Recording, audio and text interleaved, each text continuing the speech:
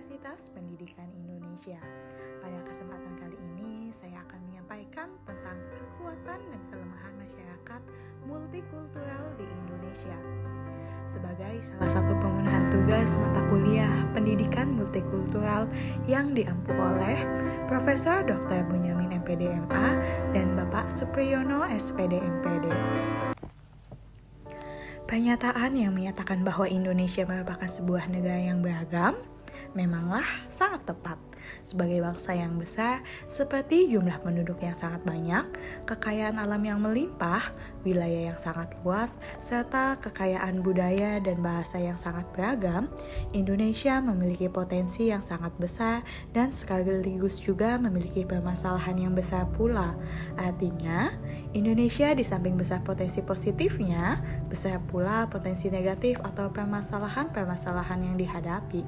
Dikutip dari situs resmi Kementerian Pendidikan dan Kebudayaan Republik Indonesia, konsekuensi atau kelemahan dari masyarakat multikultural di Indonesia diantaranya, pertama, masalah etnisitas, di mana akar tradisi yang kuat pada etnik-etnik tertentu berakibat budaya Indonesia tunggal tidak pernah terwujud. Kedua, primordialisme, pandangan atau paham yang memegang teguh hal-hal yang dibawa sejak kecil. Yang ketiga, etnosentrisme, di mana etnosentrisme didefinisikan sebagai kecenderungan melihat dunia hanya melalui sudut pandang budayanya sendiri. Yang keempat, prasangka atau stereotip, di mana adalah cara pandang atau perilaku seseorang terhadap orang lain secara negatif. Yang kelima, kelompok minoritas dan mayoritas, di mana suatu kelompok disebut minoritas bila jumlah anggota kelompoknya secara signifikan jauh lebih kecil daripada kelompok lain dalam suatu komunitas. Dan begitu pun sebaliknya dengan kelompok mayoritas. Karena kelompok SARA merupakan istilah untuk menyebut kenyataan masyarakat Indonesia yang masih menggunakan latar belakang etnik, rasial, dan agama untuk mencapai tujuan. Yang ketujuh, disintegrasi bangsa, yang mana merupakan wujud dari keadaan tidak bersatu padu atau terpecah belah.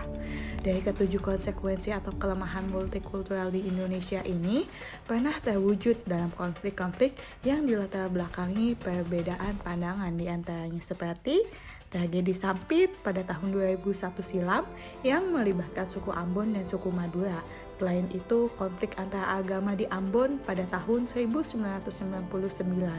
Kemudian konflik antar etnik pada tahun 1998 dan ada pula konflik antar golongan dan pemerintah yaitu GAM, RMS, dan OPM. Contoh-contoh konflik inilah yang merupakan wujud lemahnya multikultural di Indonesia pada masa itu. Namun, kita tidak bisa memandang sebelah mata, karena pada dasarnya semua bangsa di dunia bersifat multikultural. Adanya masyarakat multikultural memberikan nilai atau kekuatan tambah bagi bangsa tersebut. Keragaman ras, etnis, suku, ataupun agama menjadi karakteristik tersendiri sebagaimana bangsa Indonesia yang unik dan rumit karena kemajemukan suku bangsa, agama, dan rasnya. Masyarakat multikultural Indonesia adalah sebuah masyarakat yang berdasarkan pada ideologi multikulturalisme atau Bhinneka Tunggal Ika yang multikultural, yang melandasi corak struktur masyarakat Indonesia pada tingkat nasional dan lokal.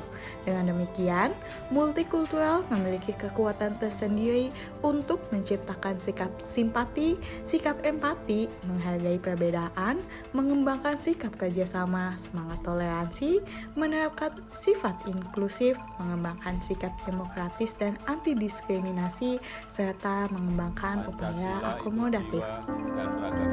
Dengan demikian, salah satu cara terbaik untuk merespon multikulturalisme agar dapat berjalan dengan baik di Indonesia adalah dengan menjadikan sekolah-sekolah sampai tingkat universitas sebagai pusat sosialisasi dan pembudayaan nilai-nilai yang diciptakan ini atau dapat disebut dengan pendidikan multikulturalisme, di mana inti dari multikulturalisme adalah toleransi yang diperuntukkan untuk kepentingan bersama dan menghargai kepercayaan serta interaksi dengan setiap anggota masyarakat.